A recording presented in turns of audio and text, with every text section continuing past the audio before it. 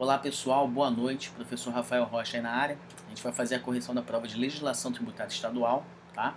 Foi uma prova bem tranquila, tirando aí duas ou três questões que exigiam um pouquinho mais de decoreba, mas caiu algo ah, bem básico, assim, eu acho que foi uma prova comparada até com outras aí recentes, muito tranquila. E quem estudou o material pelo menos uma vez teve condição de chegar muito perto, pelo menos, de fechar a prova, se não tiver fechado, né? Talvez uma questão ali da contribuição de melhoria tenha sido enrolada. Uma questão de taxa sempre decoreba e talvez uma ou outra ali eu tenha confundido o pessoal, mas deu para fazer uma prova excelente. Então, acredito que não tenha sido um problema aí a nossa disciplina.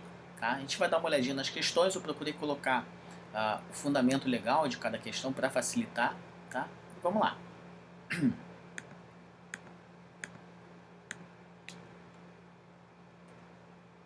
Primeira questão sobre o ITD, né? Então ele fala aí do ITD, ele fala, de acordo com essa lei, traz várias assertivas. A nossa opção correta está na letra C, onde ele fala que as transmissões causam morte de bens ou direitos, cujo valor total do espólio sejam até 100 mil reais, ficam isentas do imposto, né?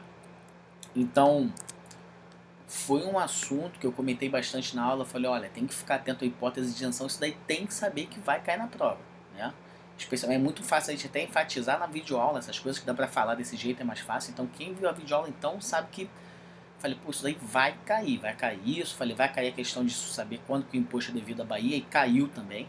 Então, sempre que a gente tem questões de TD na prova, sempre cai isso. Isenção e saber quando que o imposto é devido à Bahia. Né? Então, aquelas regrinhas para bem móvel, tem que saber isso aí. Então, uma questão aí bem tranquila, né? Ele até tenta fazer uma confusão por causa do valor dos 100 mil reais, ele joga lá na primeira, só que por doação não é só causa-morte e valor total do espólio. Né? Nem complicou muito, não dava para complicar mais. Então, gabarito letra C, artigo 4º, inciso 5 da nossa lei do ITD. A segunda questão, ela fala da competência dos auditores fiscais, né, e dos agentes de tributos estaduais. Se vocês repararem, já está aí na tela, eu deixei o gabarito e deixei até a fundamentação no regulamento do PAF, apesar da lei se referir ao CTE. Então, por que eu fiz isso? Ora, o PAF, pessoal, como foram muitas aulas, já foram 3 aulas sobre o PAF, uma da parte do CTE e 2 especificamente do regulamento. Mas foi um assunto que quem estudou garantiu uma boa quantidade de acertos. Né? Eu não contei, mas salvo engano, na hora de corrigir, eu contei pelo menos umas 7 ou 8 questões, ou seja, praticamente 1/3 da prova de legislação foi sobre o PAF. Então, é um assunto que teve um peso considerável, e essa questão aí você acertava porque estava lá destacado na aula. Tá? Eu fiz até questão de conferir como fui eu que escrevi, né? Como eu falo, eu escrevo a parte de PAF, de ITD, e o Eduardo escreve a parte de CMS, PVA e taxas. Então até fui dar uma olhada e estava lá destacado direitinho. Então, pelo amor de Deus, não podia errar essa aí. Né? Então, bastava saber que o auditor fiscal não compete a ele, né, tanto que ele fala aqui, salvo em relação fiscalização de mercadorias em trânsito e em estabelecimentos de empresas do Simples.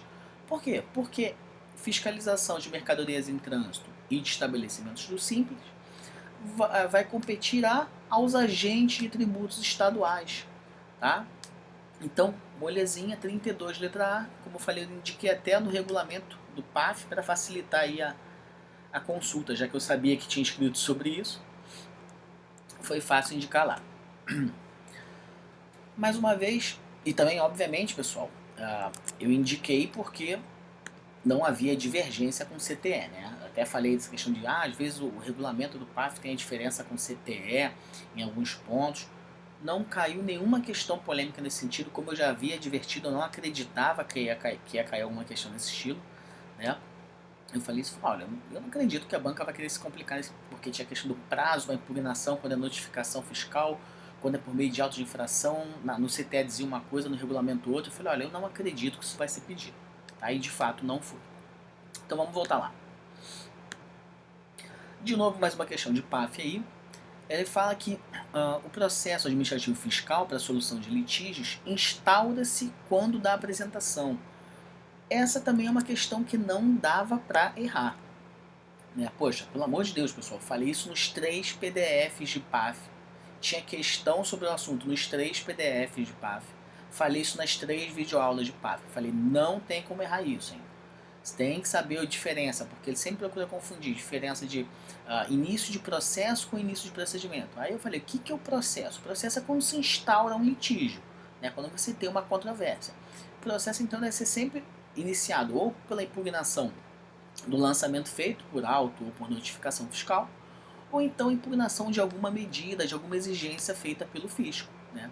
E aí é o nosso gabarito, onde ele fala lá que o processo instaure-se quando da apresentação de petição escrita pelo contribuinte ou responsável, impugnando qualquer medida ou exigência fiscal imposta, exceto se intempestiva. Óbvio, se for intempestiva, ela não vai produzir seus efeitos, não vai ser conhecida, ela vai ser arquivada, né? Então, gabarito letra D, artigo 128, inciso 2 do CTE.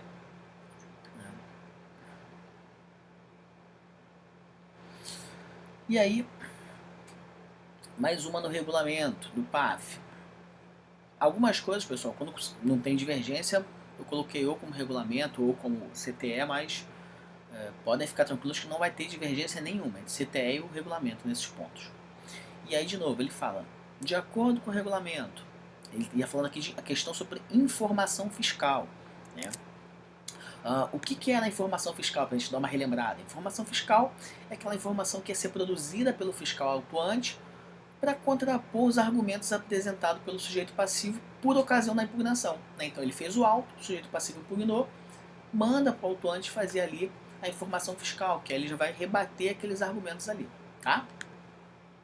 Então, o nosso gabarito está lá na letra E, que ele fala, para o fim de prestação de informações fiscais nos autos do processo, o autuante pode ser cientificado pela repartição acerca da apresentação de defesa via postal, telefax, correio, telegrama fonado.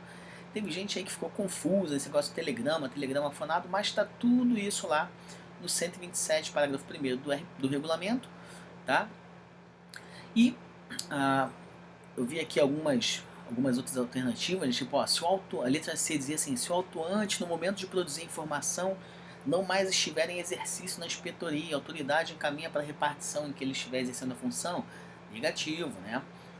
Eu até falei assim, olha, é diferente do cara quando ele estiver de férias. Se ele estiver de férias, espera ele chegar e ele vai responder. Mas nesse caso, se ele mudou de repartição, não, vai ser encaminhado a um outro fiscal, tá? Então, pareceu uma questão bem tranquila aí, né? Vamos lá então para a próxima. Em 1º de março de 2019, Silvana, domiciliada e residente em Salvador, adquiriu de concessionária baiana questãozinha sobre IPVA, veículo de passeio novo, 0 km, movido a gasolina, tendo pagado o valor total de 120 mil, conforme contou a nota fiscal de aquisição. O referido valor decompõe-se das seguintes rubricas: 105 mil do veículo, 12 mil de equipamento opcional e 3 mil referente a frete seguro. Considerando que o fato gerador do IPVA nesse caso ocorreu na aquisição, né, que é 1º de março de 2019, o valor do imposto a ser pago é... O que você precisava saber aí? Você precisava saber que a base de cálculo, no caso do IPVA, ela ia englobar tudo isso aí, frete, seguro, esses equipamentos opcionais, acessórios, tudo isso ia entrar. Então nada ficava de fora. Então você já tinha a tua base de cálculo 120 mil. Legal. Qual era a alíquota? 2,5%, também molezinha.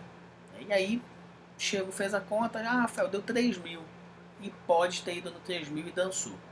Né? Por que dançou? Porque quando que se deu a aquisição? A aquisição se deu em março.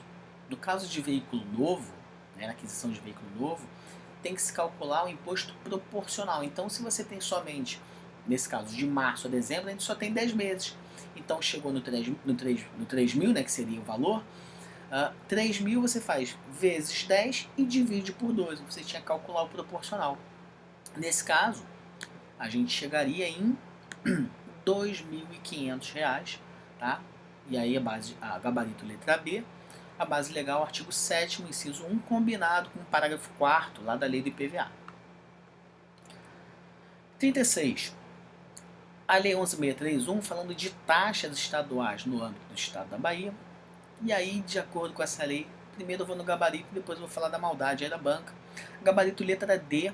As taxas estaduais não incidem nos casos de exercício de poder de polícia e prestação de serviço, quando destinados a órgãos da administração pública direta, indireta e fundacional de Estado, União e municípios.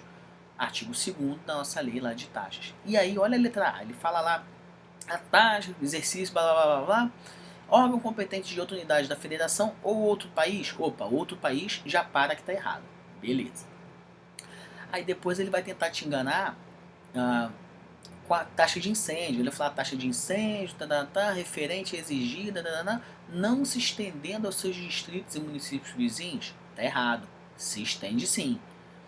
E aí ele joga na de licenciamento de veículos, ele fala órgão competente de outra unidade da federação, utilizados ou locados, de forma eventual ou não, né? Então é de forma não eventual.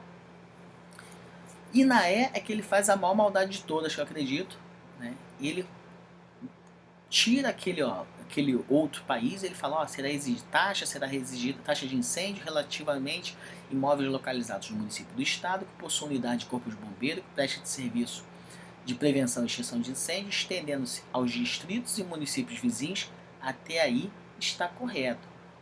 Desde que distem até 50 quilômetros da sede.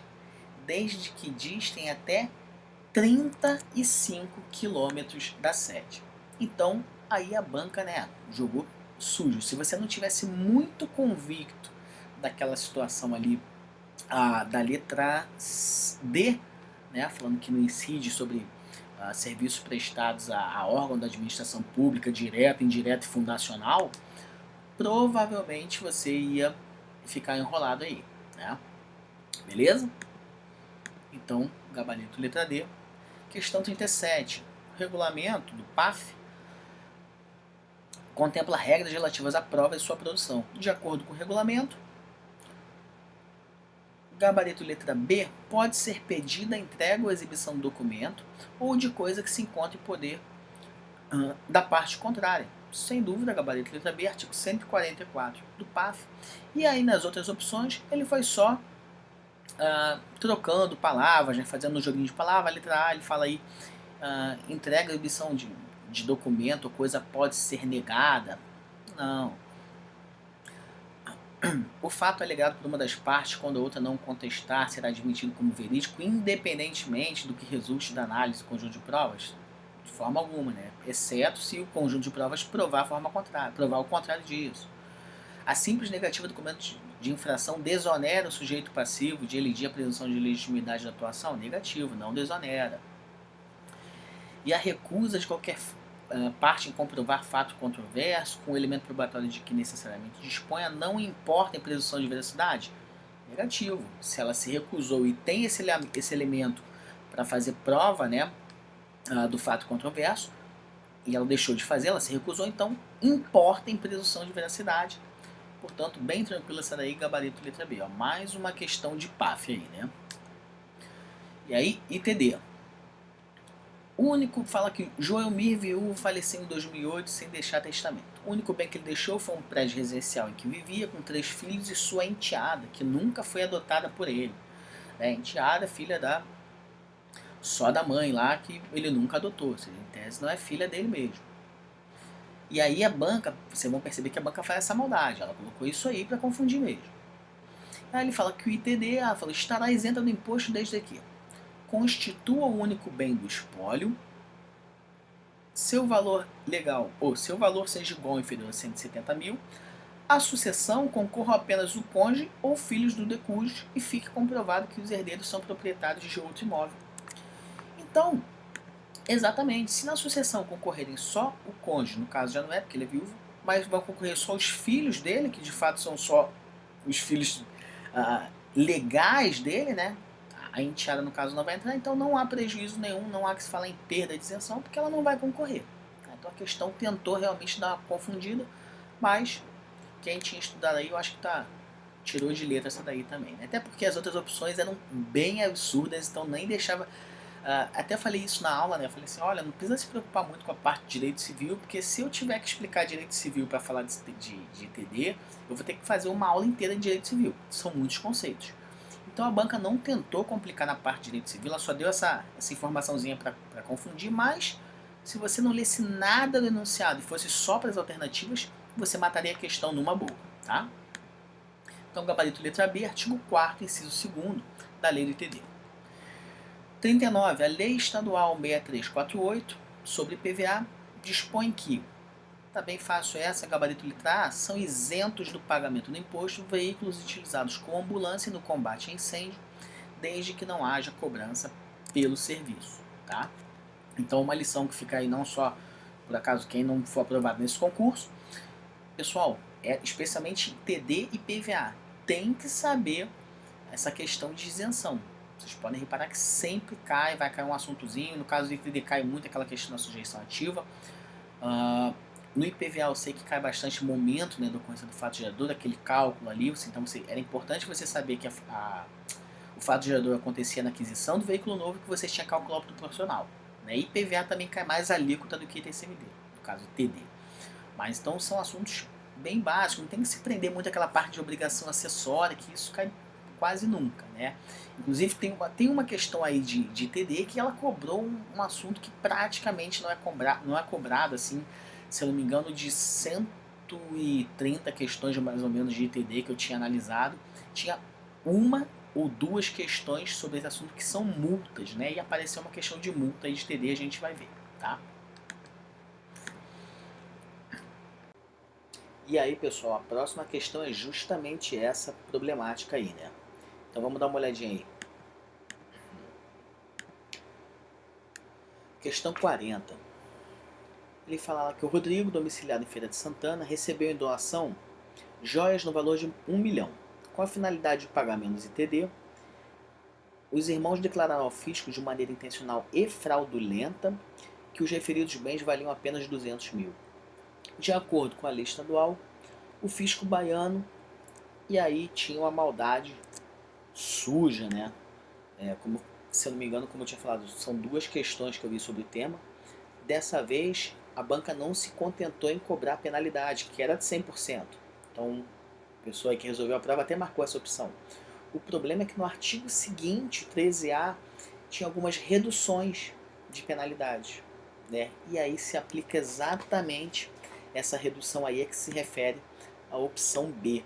Ele fala que aplica ao sujeito passivo multa de 30%, já considerado o desconto, ou seja, era 100%, mas ofereceu um desconto de 70%, né? Então cai para 30%, caso o pagamento seja efetuado em 30 dias contados da intimação do lançamento de ofício. Então, gabarito letra B, questão realmente complicada aí para se acertar. 41, ele quer saber mais algumas regrinhas, ele fala da parte de administração tributária, se eu não me engano, de infração, né? E aí lá na letra E estava a nossa resposta, onde ele falava assim, independentemente da aplicação de penalidades, em caso de embaraço à fiscalização ou de desacato ao agente do fisco, poderá o funcionário embaraçado ou desacatado requisitar o concurso da Polícia Civil ou Militar. Perfeito, é reprodução literal lá do artigo 108, parágrafo 1º do CTE. Acho que essa daí foi bem tranquila, não houve problema. Mais uma sobre ITD, então também tivemos bastante coisa aí sobre ITD, né? O ITD é a favor do Estado da Bahia e pode ser lançado, cobrado por esse Estado, quando? E aí é aquela questãozinha padrão de sujeição ativa. Quando que a Bahia pode cobrar? E aí a gente tem que dar uma olhadinha nas assertivas, né? Ele fala lá, na letra C, ó, Silvério, domiciliado em São Paulo, recebeu a título de herança nua propriedade de um sítio localizado em Bom Jesus da Lapa, na Bahia, sendo que o processo tramitou em Porto Alegre. Não interessa mais nada, né, pessoal? Olha, de novo, porque às vezes é mais fácil a gente ficar, eu coloco obviamente isso na aula, mas é mais fácil às vezes pra gente dar uma ênfase na videoaula, mas eu cansei de falar. Eu falei assim, olha, falou em bem imóvel, amigo, é lugar da situação do bem, tchau e benção. Não fecha, cria um bloqueio ali, não lê mais nada. Local da situação do bem. Então não tem como errar, né? Inclusive eu coloquei na aula, tanto no PDF quanto na videoaula, coloca um quadrinho, bens imóveis e obviamente respectivos direitos, local da situação do bem, não tem como errar. Então não me interessa onde é o inventário, onde mora fulano, ciclano, o bem está onde? O bem está lá em Bom Jesus da Lapa, né, numa propriedade, é um direito real sobre o bem imóvel. Maravilha, letra C, artigo 8º, inciso 1, essa daí é inadmissível alguém errar, hein? 43. Sobre IPVA, né, são responsáveis solidariamente. E aí ele vem lá. Item 1. O proprietário de veículo automotor que o alienar e não fornecer dados necessários à alteração no cadastro do contribuinte no prazo de 30 dias em relação aos fatos geradores ocorridos entre o momento da alienação e do conhecimento desse pela autoridade fiscal. Ela não tem uma previsão legal nisso, sobre isso, tá? Então, está incorreto. O item 2 também, né? O leiloeiro em relação ao veículo adquirido, arrematado no leilão, sem comprovação, também não tem uma previsão disso lá na nossa lei. Aí, o item 3 tem, tá certinho, titular do domínio ou possuidor a qualquer título. Perfeito é o artigo 9º, inciso 2 da lei do IPVA. E o item 4 ele faz uma maldade lá, né? Ele fala assim, olha, o funcionário é autorizado a efetuar registro, licenciamento, inscrição ou matrícula de veículos de qualquer espécie sem prova de pagamento ou reconhecimento de isenção, não incidência ou imunidade. Até aí tá certo. Só que ele fala lá, desde que tenha agido com dolo, fraude ou simulação, pessoal, negativo. Tá? Na lei do IPVA está prevista essa responsabilidade solidária, ainda que não tenha havido dolo, fraude ou simulação. Então o erro foi condicionar a responsabilidade solidária a essa comprovação, né, a essa existência de dolo, fraude ou simulação, que não é verdade. Legal? Então o gabarito letra D, apenas a 3 está correta. 44. Aí as questões de Lei Candir foram super tranquilas, né? Local da operação, gabarito letra D, onde a mercadoria se encontra quando em situação irregular pela falta de documentação fiscal. Isso também vale para quando é cobertada por documento inidôneo. Então, artigo 11, inciso 1, letra B da Lei Candir, a linha B, perdão, da Lei Candir, opção letra D é o nosso gabarito. Bem tranquila a questão. Mais uma de PAF, ele fala lá, ó, não se inclui na competência dos órgãos julgadores. Também, pessoal, assunto que não dá para errar. Tinha questão lá que eu criei sobre isso no PDF, né? Foi um assunto que está lá em vermelho, negrito, sublinhado, não dá para errar esse assunto. É super tranquila a questão. Então o gabarito é a letra A. Declaração de inconstitucionalidade, questão sobre apreciação do judiciário, por esse já decidida, negativa de aplicação de ato normativo emanado de autoridade superior, 125, inciso 3 do CTE. Tá? Eu coloquei no CTE, mas esse assunto eu abordei tanto no CTE quanto no regulamento. Como não havia divergência, eu coloquei aqui no CTE, já que a intenção é para vocês consultarem, aí não vai fazer diferença, mas tanto no regulamento quanto no CTE, há esse dispositivo, comentei nos dois PDFs, nas duas videoaulas, tá? E destacado. E aí ele fala, ó, de contribuição de melhoria, né? E essa daí talvez seja uma questão que o pessoal tenha se embananado. Mas era pura decoreba, não tinha muito o que fazer. O nosso colega aí acertou, gabarito letra C. Considera-se obra pública estadual realizada pelo Estado ou por entidade da administração descentralizada do Estado, com recursos próprios ou oriundos de transferência da União. Artigo 94, parágrafo 3º da Lei 3956. Essa daí é pura decoreba, não tinha muito o que fazer, ou sabe ou não sabe. Artigo 47, Lei Candir. Base de cálculo para fins de substituição tributária será... E aí, subsequente. Vamos logo na subsequente, que é o que interessa pra gente. No caso, a subsequente é a substituição tributária para frente ou progressiva, né? Então ele fala lá na letra E, soma do valor da operação própria do substituto, do valor do frete, do seguro, outros encargos do adquirente. Isso daí, quem estudou lá os PDFs do Eduardo, pô, tinha exercício adoidado, né? Aquela questão do bar do Mou, que ele fazia aquele quadrinho com desenho. Então, poxa, não tinha como errar isso aí, pessoal, também, né? Questão, um assunto bem batido e bem tranquilo. Acho que é o básico da ST isso daí. É saber a base de cálculo da ST. E aí você coloca tudo isso e a margem de valor agregado. Ele só incluiu aí o conceito de margem de valor agregado, ela é estabelecida com base em preço usualmente praticado no mercado considerado, obtido por levantamento em que se adote a média ponderada dos preços coletados. Pura decoreba, mas super tranquilo. Artigo 8º, inciso 2 da Lei Candir. Questão 48 falava da Lei Complementar 24 dos convênios, né? E aí ele fala que isenção, redução de base de cálculo e crédito presumido. E aí a gente vai lá na D. E quaisquer outros incentivos ou favores fiscais ou financeiros fiscais concedidos com base no ICMS, dos quais resulte redução ou eliminação direta ou indireta do respectivo ônus. Isso daí, na videoaula, enfatizei bastante. Eu falei, ó, qualquer coisa, se é direta, indireta, se o benefício é fiscal, financeiro fiscal, resultou em redução do ICMS, depende de quê? De concessão, depende de ser concedido mediante convênio. Né? Então ele fala, serão concedidos ou revogados nos termos de convênios, celebrados e ratificados pelos estados e pelo DF. Reparem que lá na opção B, né, quem deu aquela lida já meio cansado ali de prova, de qualquer jeito, ele coloca lá, celebrados e ratificados pelos estados, distrito, e joga uma união ali, né? Às vezes você nem percebeu, apesar da continuação também estar errada. Porque a aprovação, ela depende da concordância de todos, né? Depende da ratificação expressa ou tácita de todos os estados do Distrito Federal, enquanto que lá na opção B, incorreta, falava ainda em 3/5, está errado. Então nosso gabarito é letra D, os artigos 1º e 2º, parágrafo 2º da Lei, né, da Lei Candir, perdão, da Lei Complementar 24 de 75, tá? É que falam sobre isso aí. Relativamente a período de apuração do imposto, a Lei Complementar estabelece que, também bem tranquilo, artigo 24, inciso 1, as obrigações consideram-se vencidas na data em que termina o período de apuração, né? Ou seja, você tem lá o final do mês, terminou o período de apuração, obrigação considera-se vencida naquela data. E elas são liquidadas por compensação até o montante dos créditos escriturados no mesmo período, mais o saldo credor de período anterior, né?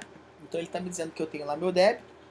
Então a compensação é o que? Se eu tiver o meu saldo credor mais o saldo credor do período anterior, somou, deu certinho, compenso aquilo ali.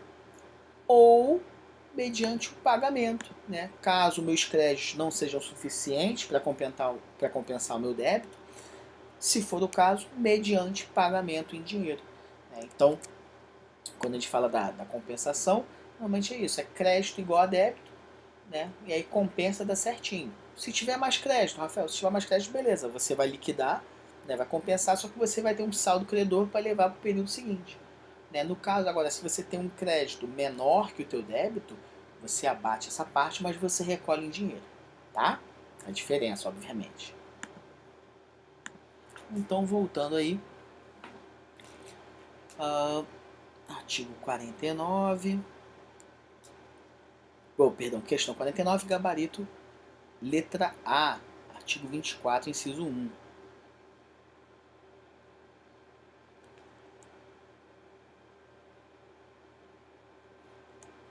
Tá, passou.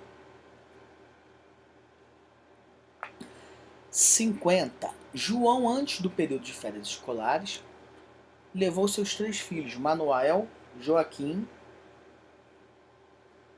e Antônio, a uma clínica pediátrica para consultas.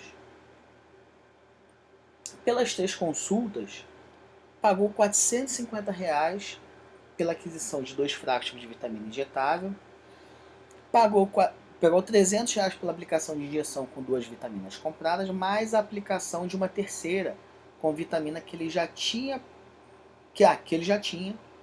pagou R$ 150. Desculpa, pessoal, que está meio desalinhado aqui, e é por isso que eu estou meio confuso. Mais a aplicação de uma terceira com vitamina que ele já tinha, pagou R$ 150, sim. Todos esses valores foram pagos à mesma clínica pediátrica, conforme as leis complementares 87 e 116, e considerando que a alíquota do CMS é 18 e a do IS 5,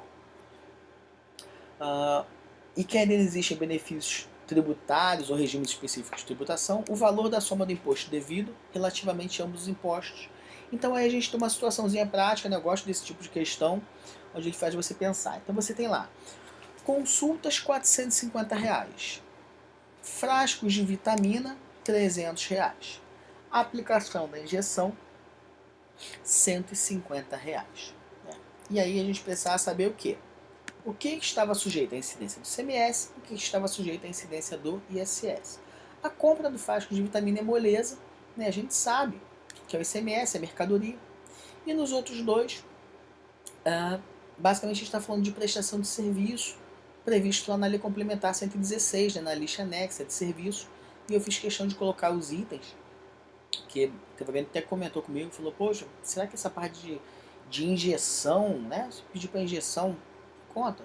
Sim, até porque o correto, né? O pessoal sabe, vou tomar uma injeção ali na farmácia, peço para o rapaz da farmácia aplicar.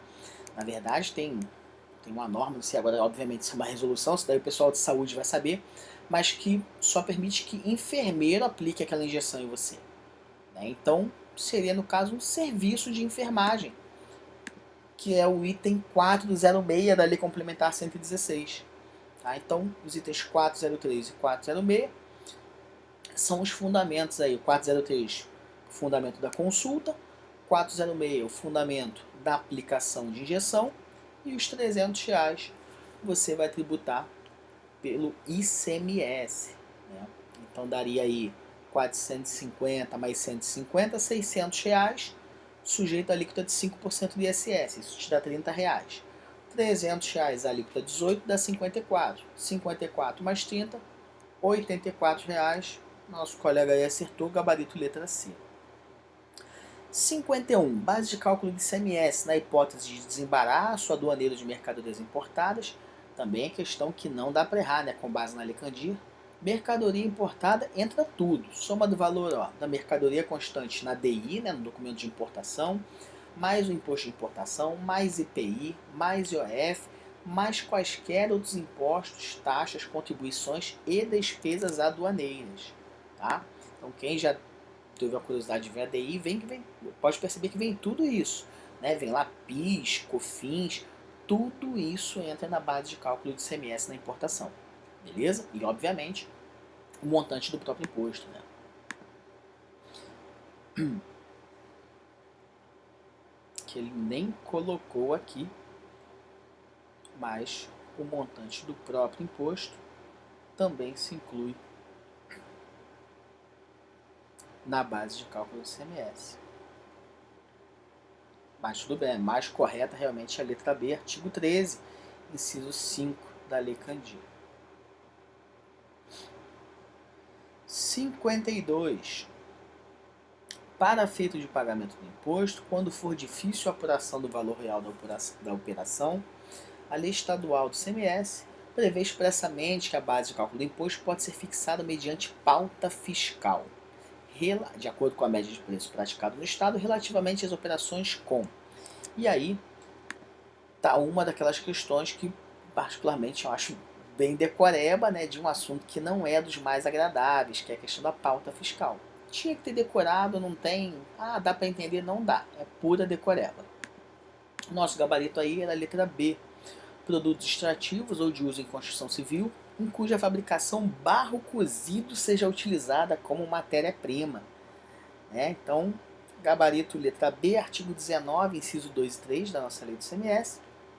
Mas o examinador tentou jogar sujo, mas o nosso colega marcou a letra B, o cara está arrebentando na prova. Já sei que se eu precisar de alguém para corrigir a prova, para me ajudar, eu posso chamar ele. 53. Hipótese de não incidência do imposto previsto expressamente na Lei Estadual 7.014, a Lei do ICMS. Aí opção B, né? Aquisição de mercadoria decorrente de arrebatação e leilão fiscal promovido pela Cefaz. Artigo 3º, inciso 10 da nossa lei do ICMS. Essas questões também de não incidência, também na lei do ICMS, não incidência, local da operação, base de cálculo, o momento em que se considera ocorrido o fato gerador do imposto, pessoal, isso cai muito.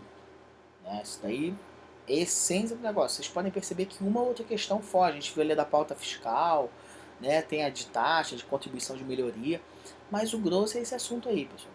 E isso, obviamente, e eu falo isso até nas videoaulas, né? Quem tem uma base boa de Lei Candir não passa aperto numa prova dessas, tá? Que dá para ir se virando aí numa boa, né? Nessa daqui, não, porque tudo bem, falava uma incidência específica da lei, mas tem que saber. Conforme a lei estadual do ICMS, dá-se-á o diferimento quando o lançamento e o pagamento do imposto forem adiados para uma etapa posterior. Legal, isso daí a gente já sabe. Na hipótese de operação sujeita ao diferimento, salvo disposição em contrária, o imposto devido pelas referidas operações será pago pelo responsável quando, molezinha, essa daí, como eu falei, quem sabe ler candia, às vezes nem precisa saber tanto da lei do ICMS. Você já saberia, eu botei aqui, ó, gabarito letra A, no artigo 8º, parágrafo 1º, inciso 3 da lei candia, já tinha isso lá.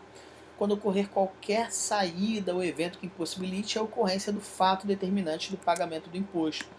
Vocês devem lembrar lá do PDF, eu que não precisei estudar a aula, eu lembro que você tinha lá uma indústriazinha, negócio de cana de açúcar, né? Então pagava na entrada, podia ser na saída, aliás, terminava o diferimento da entrada, na saída ou lá dentro, quando ocorria alguma situação dessa, de um perecimento, pegou fogo o negócio, perdeu.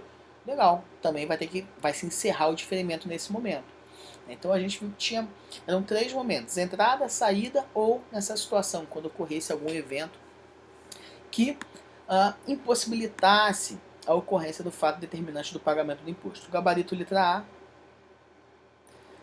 55. E aí ele fala do encerramento da fase de tributação sobre mercadorias, quando tiver ocorrido a antecipação tributária. Essa aula aí, apesar de ter sido o Eduardo, o responsável por escrever e por gravar, né, eu vi lá no fórum que choveu pergunta dessa aula, um monte de detalhe, e caiu essa única questão aqui, que era bem tranquila para resolver. Então vamos lá.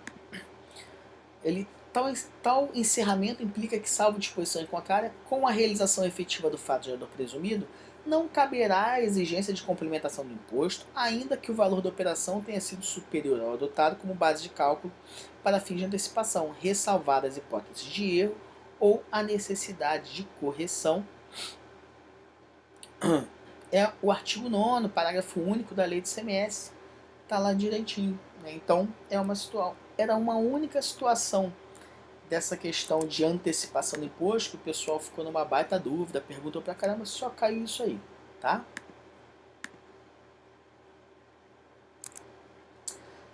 Pessoal, então, tá aí o gabarito, tá as questões corrigidas. Tendo alguma dúvida, pode aí pela site do Estratégia procurar a mim ou o Eduardo, né? Mas eu acredito, como eu falei, que essa prova não teve nenhuma questão polêmica, nenhuma questão que vai ser anulada e nenhuma questão mais problemática, né? Tinha aquelas questões lá, contribuição de melhoria, até a de taxas, com os detalhezinhos. Mas era pura decoreba, não tinha muito mistério. Até às vezes a questão te dava uma resposta que facilitava. Mesmo a de taxa, com aquele monte de detalhes, quem sabia aquele detalhezinho que não tinha incidia taxa naquela prestação de serviço para União, Estado, município, né? Mataria a questão numa boa, né? Então talvez a de contribuição de melhoria fosse a única assim enroscada mesmo o pessoal resolver, e aquela do ITD da multa, né, dos 100% com a redução de 70% que caía para 30%. Aquela ali foi bem suja, né? Mas acho que foi uma prova bem tranquila, espero que vocês tenham feito aí uma boa prova, tá? Então um grande abraço e aí até a próxima. Tchau, tchau.